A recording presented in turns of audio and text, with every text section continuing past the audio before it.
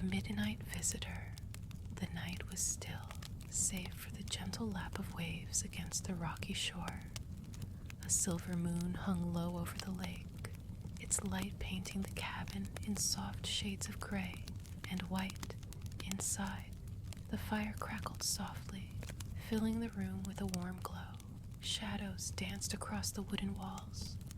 The man sat in his armchair, a thick wool blanket draped across his legs. His gaze was distant, fixed on the shimmering water outside the window. Another sleepless night, one of many. The weight of solitude pressed heavy on his chest, as if the quiet itself were too loud to bear. Then, a sound broke through the silence. A knock, soft, deliberate. He hesitated, his heart quickening. Who would be out here at this hour? He rose slowly, his movements careful, deliberate. He made his way to the door.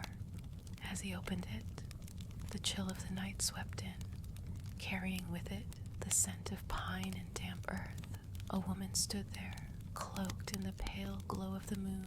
Her hair, long and dark, fell in soft waves over her shoulders. Her eyes, deep and gentle, seemed to hold the secrets of the night itself. She offered a small, hesitant smile. "I'm sorry to bother you," she said, her voice soft, melodic. "I saw the light from your cabin, and I didn't know where else to go." The man blinked, caught off guard by her presence. She seemed almost unreal, like a vision conjured by the firelight. "It's all right," he said, stepping aside. "Come in, it's cold out there." She stepped inside, the warmth of the cabin enveloping her. He gestured toward the armchair by the fire, and she took a seat, pulling her cloak tighter around her. He busied himself preparing a cup of tea, the motions giving him something to focus on besides the quiet pull of her presence. "Thank you," she said as he handed her the cup.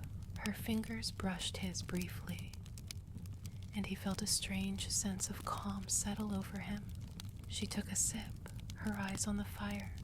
"It's so peaceful here." He nodded, though he didn't quite feel the same. "Peaceful, yes. Quiet, sometimes too quiet." She looked at him then, her gaze steady and kind. Silence can feel heavy when there's no one to share it with. He sat down across from her, his usual unease easing in her presence. "You speak as if you know the feeling." She smiled faintly. "Perhaps I do. But I've also learned that even the loneliest nights have their own kind of beauty." They sat in companionable silence for a moment, the fire's glow softening the edges of the room. She set her cup down and leaned back, her voice low and soothing as she spoke again. "When I was a child, I used to sit by the sea and watch the waves. I'd imagine that they were carrying my worries away, out to the horizon, where they dissolve into the sky." Her words were rhythmic, almost hypnotic. He found himself picturing the scene she described, the gentle ebb and flow of the waves, mirroring the rise and fall of his own breath. "The lake here," she continued, "does the same thing, doesn't it? It holds the stars, carries the moonlight. It reminds us that everything is connected, that we're never truly alone." The man nodded slowly, her words settling over him like a warm blanket. He felt a weight lifting, the tight knot in his chest beginning to unravel. "You're right," he said. "I've just forgotten how to see it that way." She smiled again, a soft, understanding curve of her lips. "Sometimes all it takes is someone to remind you. Even the stars need the dark to shine." The fire burned lower, its embers glowing faintly. The woman's voice grew softer, blending with the quiet rhythm of the night. "Close your eyes," she said gently. "Listen to the world outside, the lake, the the trees, the wind. Let it carry you. Let it hold you. He did as she suggested, letting his breathing slow. As he listened to the night, she spoke again, her voice a whisper against the gentle hum of the lake. Sometimes the quiet can speak, you know.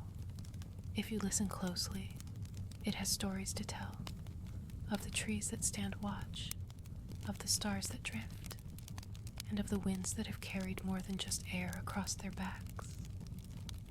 Her words lulled him further into calm, and she continued, painting images with her voice. Imagine walking through a grove of tall pines, their needles brushing gently against the cool night air. You hear the sound of leaves swaying, the night alive but gentle. Let it guide you further into its embrace, where every worry feels smaller than it did before. The man smiled faintly, his lips almost parting to thank her before pausing. The sensation of her words creating stillness felt almost magical. He allowed himself to surrender deeper, listening for moments as though her kind but purposeful whisper might have come from his very dreams or better memories. One thing was certain when she'd continued. The distant minutes they traded grew timeless. The room had become heavy in rest's perfect shadow by the time his head nodded faintly, though all instructions bore together moments fluid across wording.